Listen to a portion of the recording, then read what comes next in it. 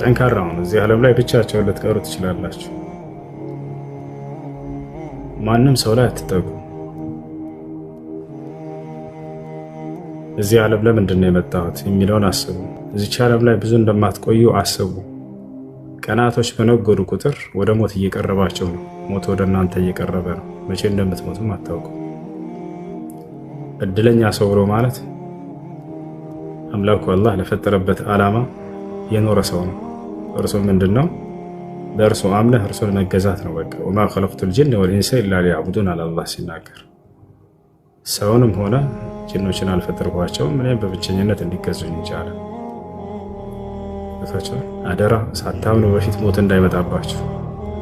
አላህ በቁርአን ላይ ወላ ተሙቱነ ኢላ ወአንቱም ሙስሊሙን ይላል። ለሰዎች በጣም ስለሚያዝንላቸው ምን አለ? አደራ ሙስሊሞች ናችሁ እንጂ እንዳትሞቱ አለ። ሙስሊም ሳትሆኑ ከመጣችሁ በቃ ከስራችኋል። ቁል ኢነል ኻሲሪነ አለዚነ ኸሲሩ አንፉሰሁም ወአህሊሂም የውመል ቂያማ አለ። ሰዎች ሆይ የከሰረ ሰው ብሎ ማለት ነፍሱን ያከሰረ ሰው ነው የትንሣኤ ቀን ብሎ አላህ ይናገራል።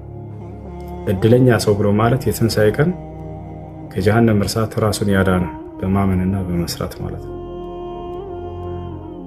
ይሄ ዓለም ጊዜያዊ ነው፣ ብዙ የምትቆይበት አይደለም። እዚህ ዓለም ስትኖሩ ጊዜ ልክ እንደ እንግዶች ናችሁ።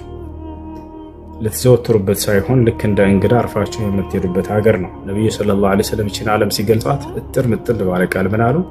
ኩን ፊ ዱንያ ከአነከ ገሪብ አው አቢር ሰቢል አሉ።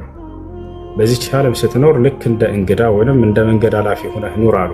መንገድ አላፊ የሆነ ሰው አይዘወትርም እኮ የሆነች ጥላ አግኝቶ እሷን ተጠልሎ ልክ ያ ፀሐይ ሲያልፍለት ጊዜ ይሄዳል ጥሎት። ልክ እንደዛ ናቸው እዚህ ዓለም ላይ። ወይ ልክ እንደ እንግዳ ሆኖ አሉ። እንግዳ ሆነ ሰው ቤት ዘፍ ብለህ ዘላለም ትቀመጣለህ? እንዳትቀመጥም እኮ ትንሽ ተቀምጠህ በዛ ከተባለ 3 ቀን ከዛ በኋላ ትሄዳለህ።